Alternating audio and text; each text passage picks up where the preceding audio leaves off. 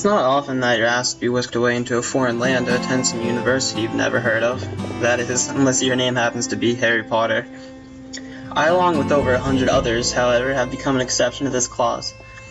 We are asked to pick a country to study abroad in, and when I heard the news that Australia was an option, I really didn't have to put much thought into it. Confronted with my fleeting summer, I decided to commit to Northeastern's NUN program and fly over to Australia come August 1st. What happened here, however, is an entirely different story. From the get-go, I became very well acquainted with my roommates, two of which being Australian, which was fantastic considering that was one of my largest concerns.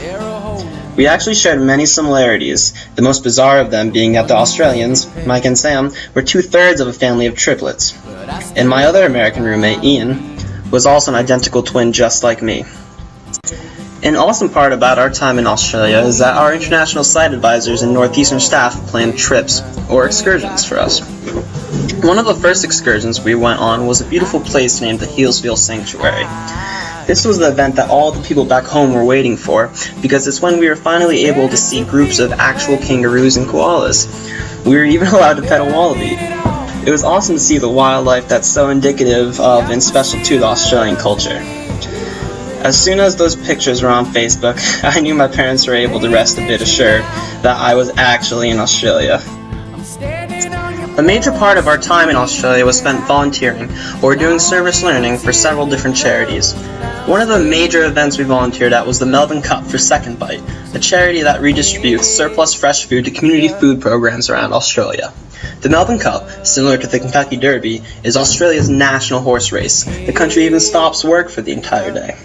Everybody dresses to the nines in their high fashion and enjoys the races. We sold stylish pins to benefit Second Bite, and a few of us even raised money in the thousands. It was amazing to see directly afterwards how much we had actually contributed to such a good cause.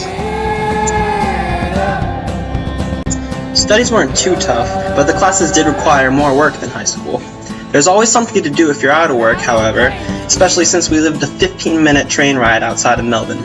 All I had to do was tap on my mic and go. The city itself can't be put into perspective through comparison.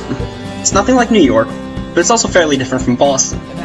Melbourne is pretty large with a thriving nightlife. You could go out every single night in Melbourne and not repeat a thing, which eliminates the typical college problem of boredom.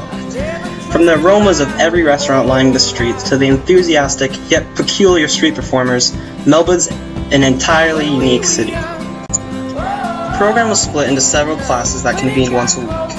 This class was called Global Experience, and it was service learning centered.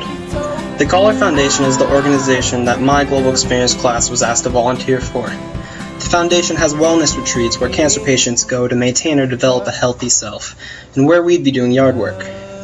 We were working with kind people who wholeheartedly believed in their mission and what they were doing, and it was refreshing. It was also nice to get to know our international site advisors from Northeastern from working with them out in the dirt. 3 weekends concluded to be a wonderful, fulfilling experience that not only helped plenty of cancer patients, but made me feel as if I'd contributed to something important. With the workload, amount of service learning, and it being our first semester of college ever, we all hit a point where we were pretty stressed. Luckily, with the difference of seasons, we actually had a spring break during our first semester. With Australia's geographical location being so close to New Zealand, my friends and I couldn't resist exploring its natural beauty. Ian, Adam, and I spent 9 days in Queenstown, New Zealand, where we snowboarded, sightsaw, and even drove on the left side of the road for the first time. I can say for sure that New Zealand was the most beautiful place I've ever been to. It was definitely a well-deserved break.